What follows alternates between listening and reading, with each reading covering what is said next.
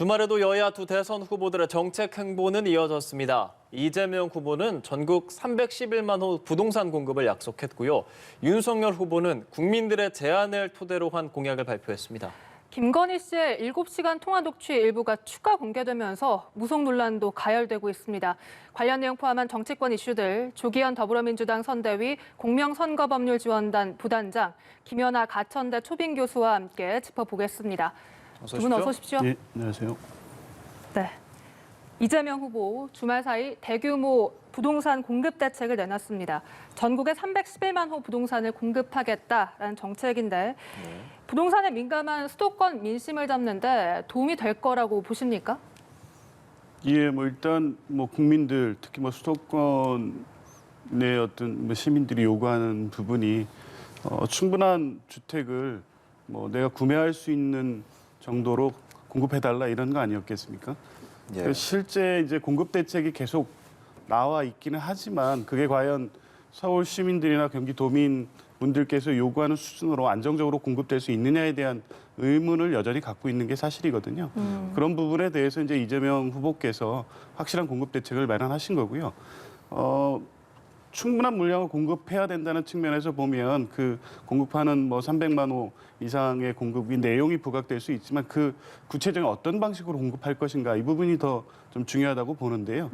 실제 그 주거 안정을 원하시는 분, 집 없는 서민이라든가 청년들에게 실제 구매할 수 있는 수준의 주택을 공급하는 게 핵심적인 거 아니겠습니까? 예. 그래서 실제 조성 원가 기준으로 분양가를 책정한다든가 분양 원가를 공개한다든가 이런 내용을 같이 결합해서 실제 반값 수준의 아파트를 공급하겠다. 그래서 예. 실소유자나 주거 약자에게 실질적으로 주택을 좋은 곳에 분양되는 주택을 공급할 수 있도록 하는 내용의 핵심이라고 보여지고요.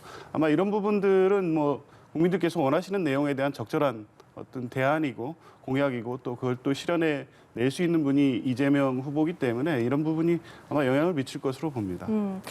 이재명 후보가 이 정책을 발표를 할 때 현 정부의 부동산 정책에 대한 사과를 하면서 그 이후에 발표를 했거든요. 네. 실제 문재인 정부와의 차별화를 더 해야 된다 이런 목소리가 민주당 내에서 나오고 있다 이런 소리도 들리고요. 실제로 그렇습니까? 글쎄요, 이거 굳이 차별화라고 표현할 필요는 없을 것 같습니다. 전 정부의 어떤 성과는 성과대로 계승을 하되 한계나 문제점에 대해서는 분명히 짚어서 새로운 정부는 그런 오류를 되풀이하지 않는 게 당연한 거 아니겠습니까? 네. 부동산 정책 관련해서는 어찌됐든 방향이나 내용의 타당성 여부는 불구하고 집값이 폭등했고 또 그에 따른 대출 규제 등으로 실제 집을 구매하려는 분들이 고통을 받았던 게 사실이기 때문에 명백히 실패했다는 부분은 인정 안 할 수가 없는 것이고요. 그거는 이재명 후보나 민주당뿐만 아니라 현 정부에서도 대통령께서도 이제 유감을 표한 바도 있습니다. 이제 그런 부분에 대해서 새로운 정부에서는 이 현 정부의 어떤 실패를 반복하지 않겠다는 부분을 분명히 하는 것이고요. 그거를 굳이 정치적인 어떤 계산을 가지고 현 정부와의 차별화를 통해서 선거 전략상을 이렇게 활용한다. 그렇게까지 해석할 필요는 없을 것 같습니다. 네. 교수님께서는 이재명 후보의 부동산 공급 정책 어떻게 들으셨습니까? 일단은 350만 원 너무 311만 원. 예. 네, 311만 호. 기존에 이제 두 후보가 공약했던 것도 한 250만 원 정도 됩니다. 예. 근데 이게 다 일부 전문가들 의견에서는 좀 너무 많다. 그다음에 너무 오래 걸린다. 왜냐하면 이제 대부분 다 건물을 허물고 새로 짓거나 이제 신규 택지를 수용을 해서 거기에다 짓는 거기 때문에 어쨌든 양도 너무 많고 오래 걸린다라고 하는 비난이 계속 있었는데요. 이것에 대한 보완보다는 사실은 지금 이재명 후보는 거기에다 플러스 알파해서 양을 더 늘리는 공약을 발표를 했습니다. 일단 저는 시장에서 일부 환영하는 목소리도 있지만 극히 아주 소수일 거라고 보고 있고요. 그것보다는 민주당 내부에서 저는 강한 반발이 있을 거라고 봅니다. 결국 다음 선거 때문에 문재인 정부의 부동산 정책에 대해서 실패를 인정하고 사과는 했지만 네. 사실은 이렇게 양적 공급을 그것도 일시에 확대하는 것은 문재인 정부가 그동안 추구했던 부동산 정책을 추진함에 있어서 여러 가지 부작용 또 양이 모자란 게 아니라 유동성의 문제였고 투기 세력이 문제였다라고 하는 이런 전제 조건을 지금 전부 다 부인하는 거라고 보여지는데요. 과연 그 부분을 어떻게 수습하고 이것을 추진할지 조금 우려되는 측면이 있습니다. 그다음에 두 번째로는 이 이제 311만 호든 250만 호든 결국은 이제 단기에 공급하는 것이 얼마나 실효성을 거둘까라는 것의 문제인데요. 네. 과거 1기 신도시 노태우 정권 때 5개 신도시가 한 30만 호 정도를 일시에 공급할 때 각종 건설 자재의 파동이 일어났습니다. 예, 그래서 지금 이제 이런 부분들을 고려할 때 이게 실현 가능할까라는 문제가 하나 있고요.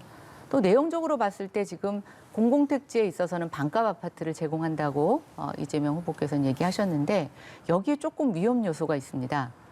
공공 부분이 반값 아파트를 제공한다는 얘기는 원래 토지 수용을 할 때 원주민들한테 헐값에 수용해야지만 전제가 가능합니다.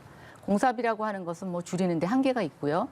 그러면 지금 본인이 대장동의 설계자고 또 대장동이 원주민들에게 굉장히 헐값에 택지를 매입을 해서 굉장히 폭리를 남겼고 그것을 갖고 정관계에 로비를 한 정황이 지금 드러난 이런 의혹을 받고 계신 분이 또다시 주택 공급을 늘리면서 토지 원소유자들에게 헐값에 토지를 수용하겠다는 얘기인지 저는 이 부분에 있어서는 오히려 많은 비판이 있고 또 이것에 대한 저항도 있을 수 있을 것 같아서 어쨌든 양적 공급을 확대하려고 하는 노력은 가상하나 저 내용이나 또는 실현 가능성에 있어서는 많은 의구심과 의구심 또 약간의 걱정도 있습니다. 네. 한 가지는 좀 분명히 확인을 해야 될 것 같은데요. 이게 대장동 관련해서 수용해서 뭐 헐값 수용을 하고 또 거기에서 얻은 이득을 가지고 정관계 로비를 했다 이런 부분은 전혀 사실과 맞지 않은 부분이기 제가 때문에 의혹이라고 말씀을 드렸고요. 의혹이라고 하더라도 적어도 이런 내용의 의혹까지 나온 바는 없기 때문에 이 부분에 대해서는 입장을 좀 정리를 다시 해주셔야 될 것 같고요.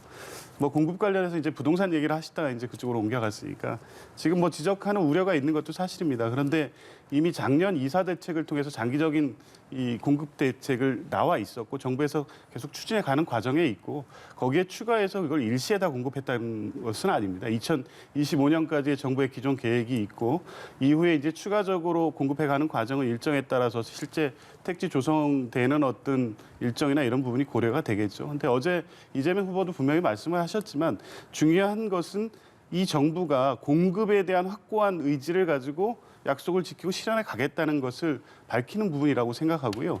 그것이 그냥 단순하게 선거를 앞두고 양적인 어떤 부분을 그냥 공연불처럼 내는 것이 아니라 구체적으로 어느 지구에 어떤 방식으로 몇만 호로 공급하겠다라는 구체적 계획을 밝히는 부분이기 때문에 이후 이제 실현 과정에서 당초에 어떤 뭐 이재명 정부가 들어선다고 해서 임기 내에 이런 모든 부분을 실현한 문제가 아니기 때문에 아까 뭐 교수님 말씀처럼 뭐 공급 자재의 문제라든가 시장의 혼란을 겪을 우려는 없다고 보여집니다. 거기에도 저도 좀 반박을 해야 될 것 같은데요. 지금 대통령 단임제에서 사실은 5년 후에 이루어질 주택 공급에 대해서 그것도 당선자가 아니고 후보에서 그것까지 언급한다라고 하는 것은 저는 굉장히 국민에게 허황된 꿈만 줄 수가 있고 또 하나 이제 걱정이 되는 게 뭐냐면 지난번에 정부가 주택 공급 계획을 확대 발표를 했을 때도 그 대상지가 되는 사업지의 땅값이 오릅니다. 그런데 그것도 아직 2025년 정도가 돼야 지구 지정이 완료되는 그런 공급 물량인데 거기에다가 다시 플러스 100만 호를 그것도 구체적인 방식으로 언급을 했다고 하면 가뜩이나 지금 집값이 올라서 서민 경제가 어려움을 겪고 있는데 그럼 또다시 토지 가격이 오를 우려가 있는 겁니다. 그래서 문재인 정부가 임기 내내 주택 공급 확대에 대해서 굉장히 조심스러운 입장을 보였던 건 그런 것들 때문인데요. 지금과 같이 경기가 이렇게 안 좋은 상태에서 그런 부분에 대한 고려 없이 자기 임기 내에 안 할 수도 있다. 그러나 공급에 대한 의지를 보여준다라고 하면서 이런 식의 물량 공급을 하는 것은 저는 굉장히 무책임한 발언이라고 생각합니다. 예, 이재명 후보의 부동산 관련 공약 이야기해봤고요. 국민의힘 윤석열 후보 시민 참여를 토대로 한 공약들을 발표했습니다. 육아, 재택근무 보장, 오토바이 안전 강화 이런 것들인데 이게 국민이 직접 정책을 제안하는 플랫폼을 만들고 신청을 받은 거라고 들었습니다. 참여가 좀 많던가요? 네, 굉장히 이제 우리가 보통 국민들이 공약을 뭔가 후보에게 부탁하고 싶으면 도대체 후보 측근에게 보내야 되나? 뭐 누구한테 보내야 되나? 아니면 당 공식 홈페이지에 올려야 되나? 이제 이런 여러 가지 궁금증을 갖게 되십니다. 저도 지역에서 보면 이걸 누굴 통해서 전달해 줘야 되느냐라고 많이 물어보시는데요. 사실 이제 시대가 바뀌면서 윤석열 후보는 국민과의 소통 방식을 이제 바뀌어진 미래 환경 또 우리의 디지털 환경에 맞춘 저는 조치라고 보여집니다. 예. 공약의 내용이 일반 전문가들이 만든 것처럼 정교하거나 어떤 재원이라든가 실행 방법에 대해서 구체적이진 않지만 저는 여기서 발견한 건 뭐냐면 정말 국민들이 현실에서 불편함을 느끼는 것들을 굉장히 거리낌 없이 후보에게 전달했다. 그리고 그것을 후보가 인지하고 또 앞으로 바꿀 것에 대한 의지를 표명함으로써 저는 앞으로 정책을 만들고 또 공약이 만들어지는 과정에 새로운 어떤 구조가 생겼다. 또 국민들과 소통할 수 있는 새로운 채널이 생겼다는 측면에서 이 국민 공약은 그런 의의가 있다라고 보여집니다. 네, 국민과의 소통을 어느 정도 존중했다는 그런 국민의힘의 발언인데 민주당 측에서는 이런 공약들을 어떻게 바라보시나요? 예, 뭐 저도 지금 말씀대로 뭐 긍정적이고 이런 방향의 실제 국민들이 불편함을 겪는 어떤 구체적인 문제에 대해서 대선 후보라면 그런 것들을 경청하고 실현할 수 있는 내용의 공약화해서 발표하고 이런 건 아주 바람직하다고 보고요. 이건 뭐 진영과 관계없이 이런 노력이 어떻게 보면 이제 새롭게 바뀐 어떤 정치의 어떤 모습이 아닐까라고 보여지고요.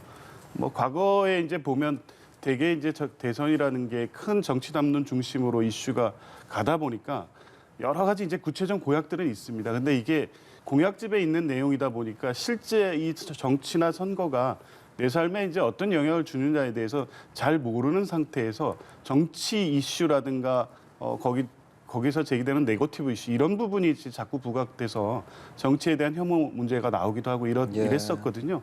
그런 측면에서 보면 뭐 진영과 관계없이 후보들의 국민의 구체적인 목소리를 경청하고 그런 내용을 공약에서 발표하고 또 그걸 실현해 나가는 건 중요하다고 보고요.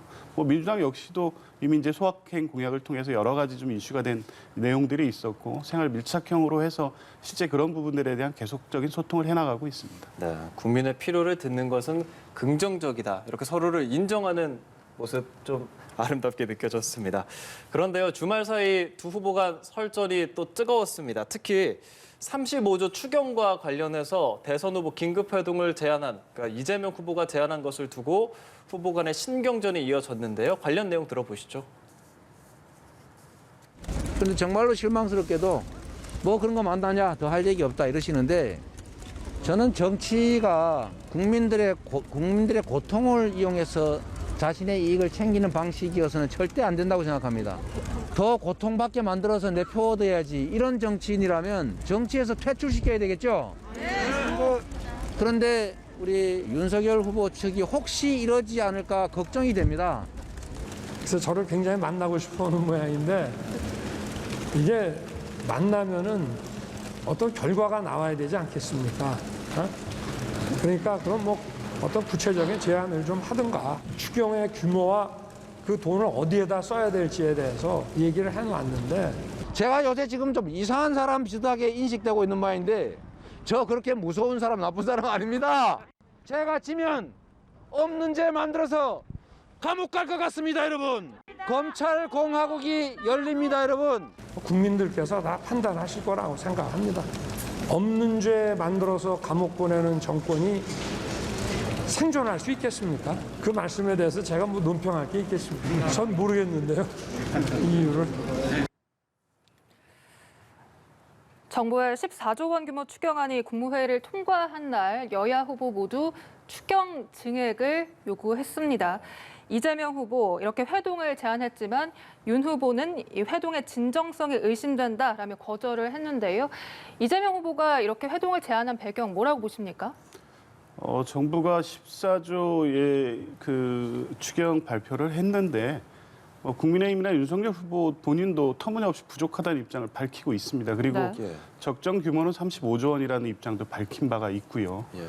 이제 그러면 당장 이게 어떤 금액의 문제뿐만 아니라 지금 그 지급하지 않으면 굉장히 어려움을 겪고 있는 자영업자나 소상공인들한테 도움이 될 수 없기 때문에 이 지금 제한된 추경에서 규모를 확대해서 조기에 집행하자는 게 이제 현재 당면한 과제입니다. 그거는 여야가 다를 수 없고요. 국민의힘 김기현 원내대표께서도 정부 추경안 발표 직후에 실제 필요한 게 35조 원이라는 입장을 밝혔습니다. 그리고 윤석열 후보도 같은 입장이십니다. 그런데 이것을 이번 국회에 빨리 통과시켜야 된다는 논의에서는 딱 중단이 돼 있습니다. 왜냐하면 재원 마련에 이런 조건을 달아서 정부가 어떻게 알아서 해라는 입장을 계속 고수하고 있기 때문에 예. 거기에 대해서는 정부는 여전히 어떤 재정 여력의 부담을 계속 말하고 있거든요. 왜냐하면 이게 이제 초과 세수분을 지금 추경 예산을 확보를 하는데 실제 집행이 4월 이후에 되기 때문에 적자 국채를 발행 안 할 수 없는 상황인 것 같습니다. 이게 이제 그 경제에 미치는 영향이나 이런 부분을 정부는 고려 안 할 수가 없는데 실제 그 재정 여력이라든가 부채 수준이 정부가 우려하는 것보다는 뭐 양호하다는 게 어떤 세계적 기준에 비춰서도 지금 뭐 경제 전문가들이 하시는 말씀 아니겠습니까? 그런데도 불구하고 현 정부 입장에서는 부채 발행이라든가 이런 부분에는 부담이 있을 수 있으니까 차기 정부를 누가 집권할지는 모르겠지만 차기 정부를 맡게 될 유력 후보가 차기 정부가 이 부분에 대해서 책임을 지되 지금 당장 급한 소상공인과 자영업자들을 위해서 35조 원 규모의 추경을 바로 확정하자. 이게 대화가 왜 안 되는지 모르겠습니다. 오늘 24조 원 추경안이 국회에 제출이 되는데요. 이렇게 35조 원 이상의 추경안이 대선 전에 합의가 가능하다고 보십니까? 지금 이제 두 후보가 후보이실 뿐이죠. 지금 추경을 집행할 수 있는 정부는 문재인 정부입니다. 근데 이 규모도 문제지만 지금 정부가 작년에 초과 세수가 있음에도 불구하고 그것을 대선 전에 집행을 하려면 4월에 국가 예산 결산을 해야 되는데 지금 절차상 그게 안 맞다는 거죠. 저는 이것은 두 후보가 아직 대통령도 되지 않은 후보자 입장에서 할 수 있는 일이 아닙니다. 그리고 지금 국채 발행 14조를 갖고 재경부에서 이제 기획재정부에서 이제 국채 발행을 검토하고 있는데 이것도 조금 걱정인 게 과거에 추경을 할 때와는 달리 지금 채권 금리가 올라가고 있습니다. 즉 국채를 발행을 해서 국채 금리가 올라가게 되면 시중 금리가 같이 연동돼서 올라갈 가능성이 있는데요. 지금 가계부채 때문에 굉장히 정부가 이 가계부채의 내관을 갖고 고민하고 있지 않습니까? 돈은 필요하지만 이 부분에 있어서 아까 이제 조 부단장님 말씀하셨는데 여야 후보도 채권을 발행하면서 발생할 수 있는 시중금리 인상을 막을 방법은 없습니다. 저는 그러면 지금 정말 중요한 건 이재명 후보가 윤석열 후보를 만나는 게 중요한 게 아니라 대통령을 만나셔야죠. 기재부 설득할 수 없을 겁니다. 기재부는 지금 상황에서 할 수가 없는 거죠. 그러면 대통령이 결단을 내리셔야 되는데 이 대통령이 하실 수 있는 게 뭐냐? 과거에 이제 김종인 위원장님께서 비대위원장님 때 이런 말씀을 하신 적이 있습니다. 대통령이 결단해서 긴급 조치를 해서 지금 우리가 편성한 예산에서 필요 없는 부분들을 조정해서 우리가 쓸 수 있는 부분으로 바꾸는 거죠. 이게 지금 제가 봤을 때는 가장 현실성이 있고 당장 실행할 수 있는 방법이지 두 후보가 만나서 뭐 악수하고 이걸 주장하고 하는 것 글쎄요. 지금 당장 생계가 위협받는 자영업자들, 소상공인들에게 이런 사진 정치 이게 어떤 의미가 있을지 잘 모르겠습니다. 그래서 정말 이 문제의 심각성을 고려하신다면 지금 야당의 대통령 후보도 그 부분에 대해 증액하는 거에 대해서 동의를 하셨으니 이재명 후보가 민주당과 대통령을 만나서 저는 대통령이 결단을 내리실 것을 제안드리고 설득시키는 게 지금 가장 절실한 방법이다 이런 생각을 해봅니다. 네, 대통령을 만나야 한다는 김 교수의 발언에 대해서 어떻게 생각하세요?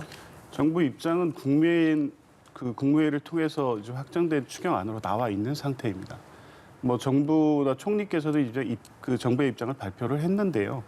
그 정부의 입장을 그 여당 후보가 가서 또 그걸 설득한다고 하면 이건 또 뭐 그 선거용이라고 또 비판하지 않으실 건가요? 그러니까 이 35조의 규모를 확정하고 필요성이 있다고 하면 그걸 어떻게 실행할 건가에 대해서 여야가 합의를 해서 실제 하는 것이 중요하지. 이 대통령을 만나서 설득한다고 해서 지금 이제 정부의 입장이 분명하다고 하면 이제 그렇게 해서 해결될 프로세스도 아니고 이제 뭐 지금 35조라는 액이 필요하다는 거에서 공감을 한다면 그게 세출 구조 조정의 방식이 됐든 적자 국채 발행이 됐든 그걸 이제 여야가 합의하고 이 안을 합의된 안을 통과시키면 되는 거 아니겠습니까? 왜 대통령까지 끌어들여서 이 문제를 정치 쟁점하는지 모르겠고요. 국민의힘이나 윤석열 후보의 입장이 분명함에도 불구하고 구체적으로 어떤 실행을 할지에 대한 내용 없이 그런 금액에 대한 것만 마치 줄 것 같이 얘기하고 또 50조 손실보상금은 당선되면 하겠다는 입장을 밝히고 있기 때문에 이게 실제 국민들이 필요로 하는 부분에 대한 어떤 지원에 대한 진정성 있는 고민을 하고 있느냐에 대한 문제 제기를 안 할 수 없는 것입니다. 예. 지금 이제 윤석열 후보가 국회의원도 아니고 대통령 후보일 뿐입니다. 그리고 지금 국회 의석 구성은 민주당이 모든 걸 과반 통과를 해서 집행할 수 있는 상황입니다. 이때 야당이 제기하는 어떤 국채 규모나 발행 방식에 있어서의 적절성 문제 고려하고도 저는 충분히 강행하실 수 있는 구조라고 생각이 됩니다. 그리고 지금 야당에서 제기하고 있는 것은 국채 발행을 했을 때 시중금리가 올라가는 것에 문제가 있으니 세출 조정을 하자는 것이고, 세출 조정은 민주당이 협의해 주셔서 대통령과 국무회의에서 결정하시면 되는 문제입니다. 그러다 보니까 이걸 왜 대통령을 만나느냐? 아니죠. 지금 대통령이 할 수 있는 일이 바로 그것이고, 대통령께서는 혼자 결정하시면 너무 위험 부담이 있으니까 이것을 정치권에서 동의해주면 오히려 더 저는 소상공인을 살리는 데 있어서 문재인 대통령도 흔쾌히 허락하실 거라고 생각이 돼서, 저는 아까 이재명 후보가 그러지 않으셨습니까? 국민의 고통을 이용해서 표를 받는 행위 하지 말자고 얘기하셨는데, 저는 그것은 여야 할 것 없이 누구나 다 마찬가지라고 생각합니다. 너무 지금 중요한 상태고, 문재인 정부는 임기가 끝나기 전까지 할 수 있는 최대한의 방법을 동원을 해서 소상공인 지원과 경제 살리기를 해야 되고요. 새 정부를 물려받은 차기 대통령들은 그분들이 할 수 있는 범위 내에서 하는 건데, 지금 이제 후보자들은 지금의 정부가 얼마만큼 하느냐에 따라서 나머지 할 수 있는 부분들이 또 결정되지 않겠습니까? 그래서 저는 지금은 아직까지는 정권 말기라고 하더라도 문재인 정부의 시기안이라고 생각합니다. 네. 예. 이 두 후보 모두 뭐 추경을 35조 원 이상 해야 된다 이렇게 말은 하고 있지만, 두 후보 모두에게 납득할 만한 재원 마련 방안은 나오지 않고 있다, 이런 비판이 동시에는 나오고 있습니다. 또 이재명 후보, 이 윤석열 후보가 자신을 확정적 중범죄자라고 칭한 것을 두고 선거에 지면 없는 죄도 만들어서 감옥에 갈 것 같다, 이런 발언을 즉석 연설에서 했습니다. 이 발언을 한 의도 뭐라고 보십니까? 그런 우려가 분명히 있죠. 그러니까 지난 이제 대선 토론 관련된 이슈가 이게 불거졌을 때 윤석열 후보가 하신 말씀 있지 않습니까? 이재명 후보를 확정적 중범죄자라고 규정을 했고요. 뭐 가짜습니다라는 표현까지 했습니다. 물론 그때 당시 시점이 국민의힘 내분 때문에 강한 메시지가 필요했다고 볼 수도 있는데, 이게 어떤 단순한 어떤 말실수 이렇게 보여지지 않는 것이 현재 국민의힘 이 당 구조도 그렇고 윤석열 후보를 둘러싸고 있는 많은 검찰 출신 인사들, 그리고 또 이 윤석열 후보가 검찰총장 재직 시에 했던 검찰권 남용의 문제가 징계 사건이 돼서 그게 법원에서 인정됐지 않습니까? 재판부 판사 사찰 문건 작성 문제라든가 채널A 감찰 무마 사건이라든가, 실제 이 검찰권이 공정하게 행사되는 것인지에 대한 불신이 있는 게 분명한데, 윤석열 후보 본인이 아직 수사 중인 사건임에도 불구하고 유력 대선 후보 또 상대당의 대선 후보를 확정적 중범죄자로 표현을 했습니다. 이게 간단치 않은 표현이고요.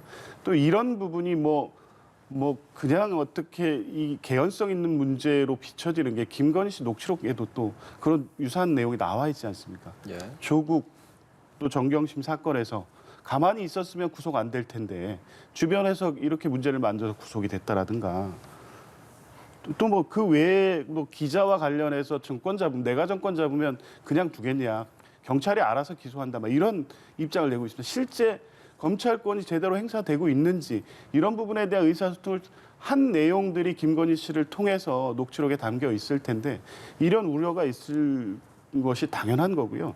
그리고 한번 또 역사적으로 경험했지 않습니까? 노무현 정부가 끝나고 이명박 정부가 들어섰을 때 정치 보복성 수사가 검찰이 주도해서 일어났습니다. 이게 물론 몇 가지 혐의 사실이 있었다고는 하지만 실제 노무현 대통령을 직접 겨냥해서 주변을 샅샅이 뒤지고 또 논두렁 시계같이 국정원까지 결부된 조작 사건을 만들어서 노무현 대통령을 정치적으로 타격을 주고 결국에 이제 이 불행한 결과로 이어지지 않았습니까?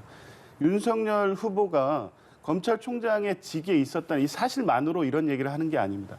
윤석열 후보 본인이 이재명 후보한테 얘기했던 내용, 그리고 그런 어떤 정황을 추단할 수 있는 김건 씨의 녹취록 내용, 그리고 과거 국민의힘 정부가 했던 정치 보복성 그 수사를 검찰이 주도했던 과거의 역사, 이런 걸 종합해 보면 현재 국면에서 윤석열 후보가 집권한다고 했을 때 민주당이나 이재명 후보에 대한 정치 보복성 수사를 안 한다고 보기 어렵고, 그런 우려는 뭐 이재명 후보 본인뿐만 아니라 많은 분들이 하고 있다고 봅니다. 네, 이 김건희 씨의 7시간 통화 녹취 부분을 말씀해 주셨는데 이 추가 공개된 부분이 있습니다. 경선 당시 경쟁 후보였던 홍준표, 유승민 전 의원 모두 구슬했다 이런 발언 두 당사자는 즉각 반발을 했거든요.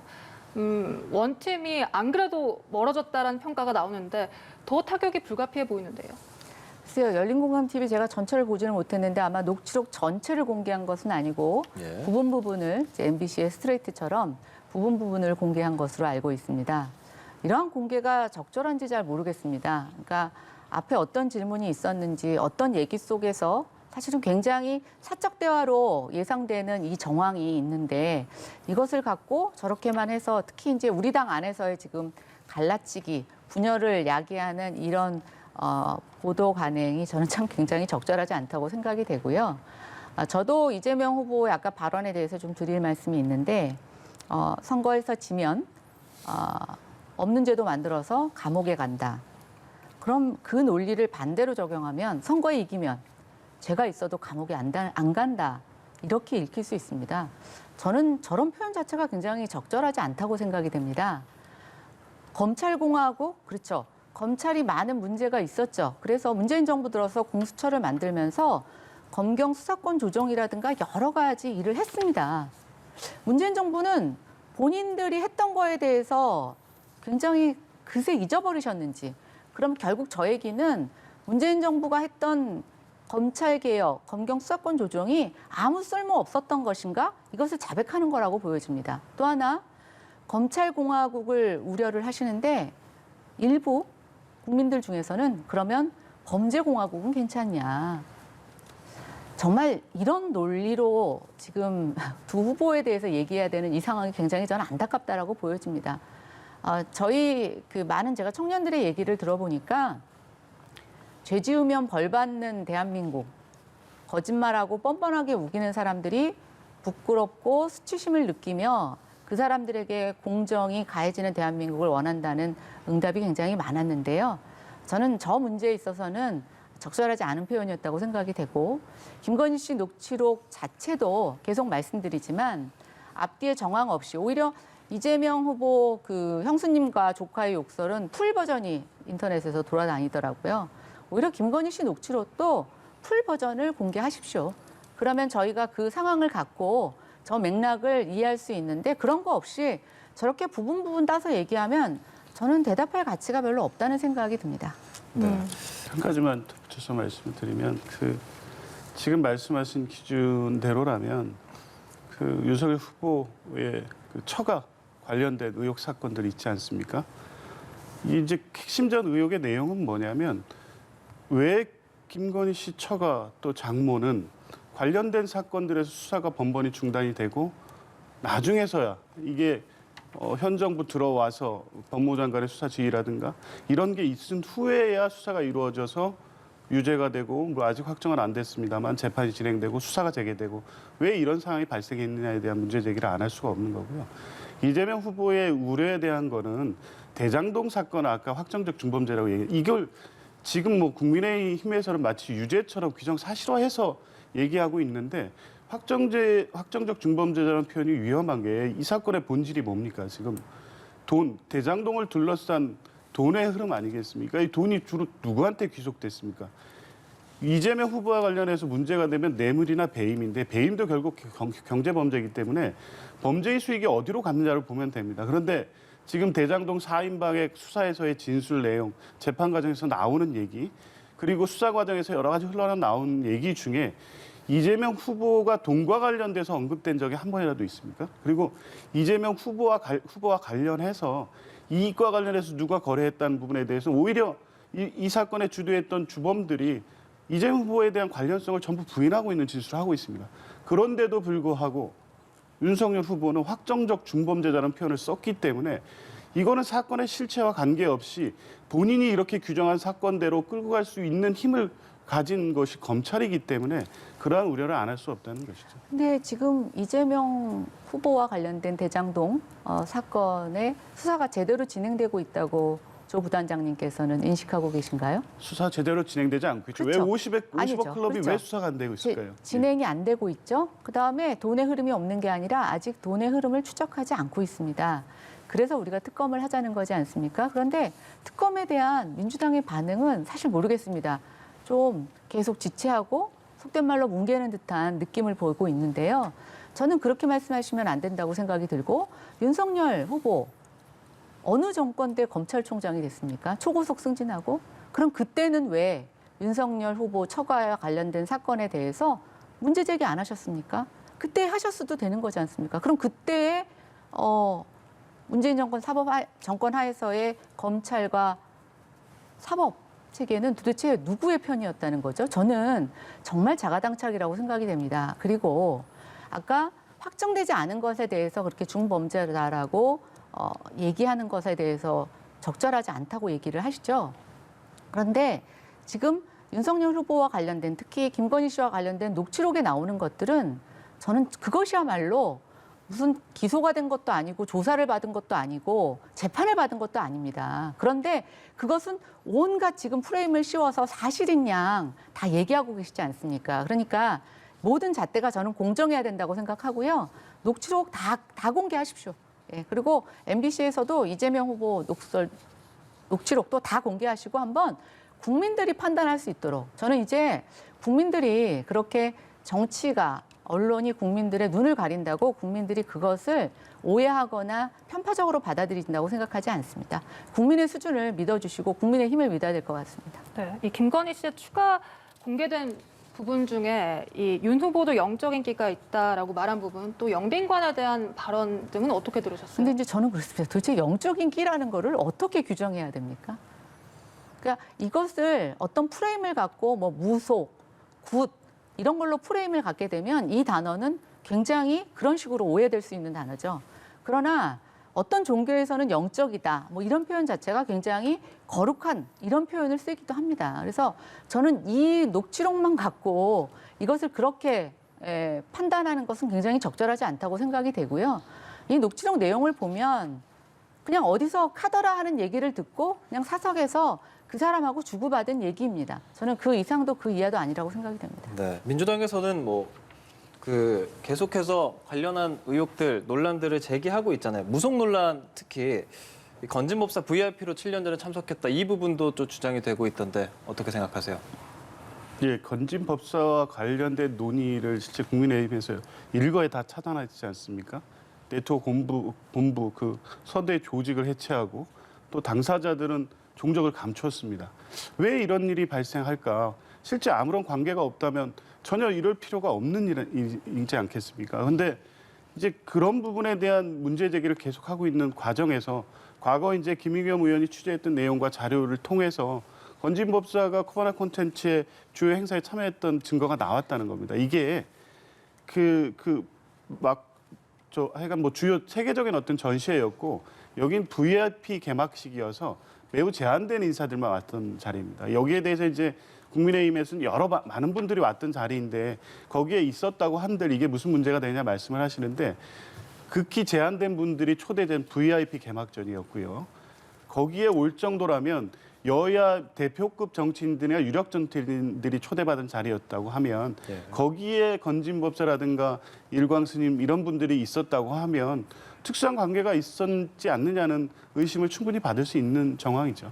네, 알겠습니다. 이때 2015년에 마크로스크전은 굉장히 초대형 전시였습니다. 그리고 지금 아까 말씀하신 것처럼 VIP가 되게 제한적이었다라고 얘기하셨는데 그건 그렇지 않습니다. 정치권 인사는 제한적이었는지 모르겠지만 각종 문화예술계 또 종교계의 많은 인사들이 VIP로 초청이 됐고요. 이게 이제 대표셨으니까 그런 전시회를 하면 모든 분들에게 뭐 아는 분이든 모르는 분이든 나눠서 인사를 할 수 있습니다. 그런 측면에서 그 특정 장면의 영상만을 갖고 이분이 뭐 계속 관계를 했다. 저는 이건 좀 억측이라고 생각되고요. 물론 우연히 반복이 되면 필연이 될 수도 있다고 생각이 됩니다만 그건 역시 좀 지켜봐야 될 거라고 생각합니다. 네, 지금까지 조기현 더불어민주당 선대위 공정선거법률지원단 부단장 김연아 가천대 초빙 교수와 이야기 나눴습니다. 오늘 말씀 고맙습니다.